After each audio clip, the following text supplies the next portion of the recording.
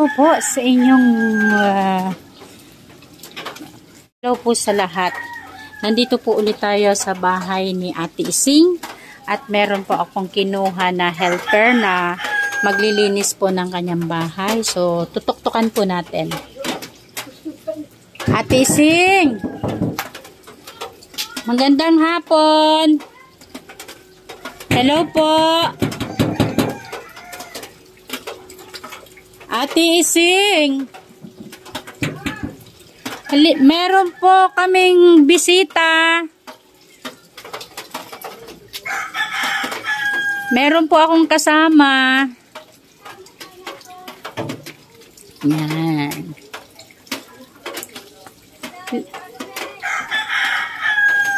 Magandang hapon.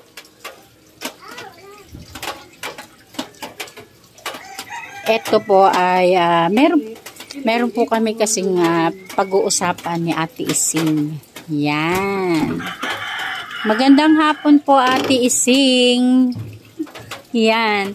Meron po akong kasama na tutulungan ka po namin maglinis ng bahay. Ha? So, Ate Ising, before po ang lahat, magandang hapon. Yan. Ito po yung bahay ni Ate Ising. So, Ate Ising, meron ka bang asan na yung mga sako mo, Ate Ising? At ating pong unahin na. Yan, basang-basa po sila. Yung binigay, yung kay Damdam. Yan, Ate Ising, meron pong magandang balita. Good news po sa'yo. Meron po tayong silent sponsor na nagpapabigay ng pang-5 yero mo. So, ang gusto sabihin niya, etong up and down mo ay uunahin daw muna. So, meron na po siyang ibinigay sa aking pera na pambili ng yero mo. So, magpapasalamat tayo sa ating silent sponsor. Ano masasabi mo, Ate Ising, na meron na sa'yo nagbigay ng 5 yero? And pupunta ako sa hardware, magtatanong ako kung magkano yung kahoy. O ano yung gagawin natin, o ano yung sasabihin natin doon sa silent sponsor. Thank you. Sabihin mo, thank Maraming you. salamat. Yan, nagpapasalamat po si Ate Ising kasi hindi niya po malubos isip na meron pong isang tao na nagmamalasakit na ayaw po magpasabi ng kanyang pangalan. Ang sabihin ko lang daw po ay si silent sponsor. So, Ate Ising, meron din po siyang ibinabahagi po sa akin na pera na konti na yun po ay itutulong po na pampalinis ng bahay mo. Kasi syempre, itong kusina, kailangan po natin gawing maayos at para sa ganon ay pag once na nagtrabaho na dito, at least maliwalas na. So, magpapasalamat po tayo na andito po, meron pong isang tao na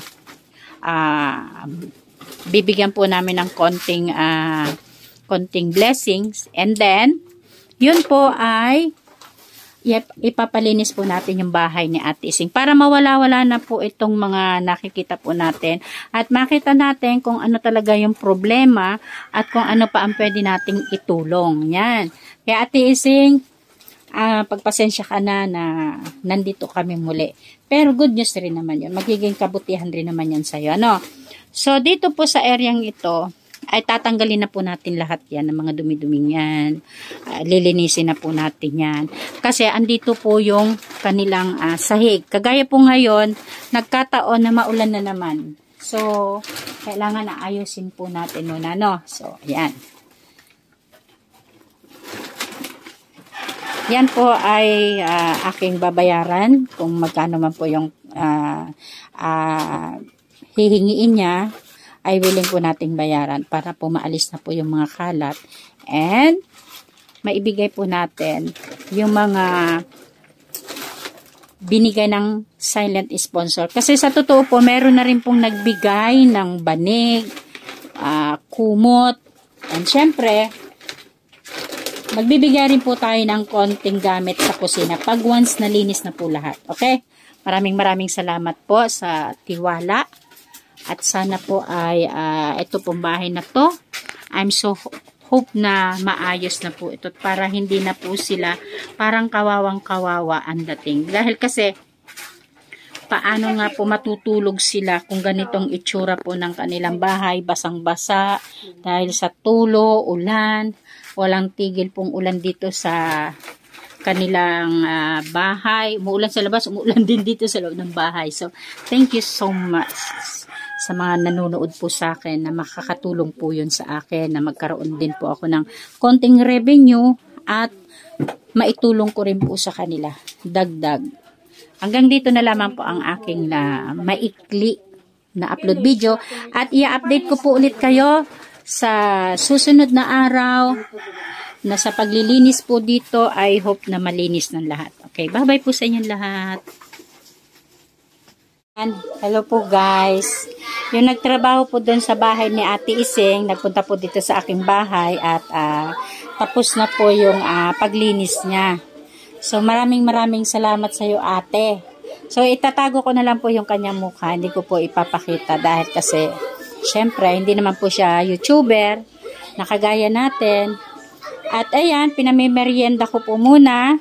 Meron po siyang spaghetti, paubos na, may kape, may tinapay, may sandwich. And, syempre, ibibigay ko po itong 500 pesos. Dahil po, nasabi ko na po ito doon sa silent sponsor. So, ate, tanggapin mo po itong 500 ha. Salamat. Maraming salamat sa pagtulong mo sa bahay ni Ate Ising. Sana pagka muli kitang tawagin, sana pumunta ka pa ulit. Okay. Ano? Yan, maraming salamat. Ano?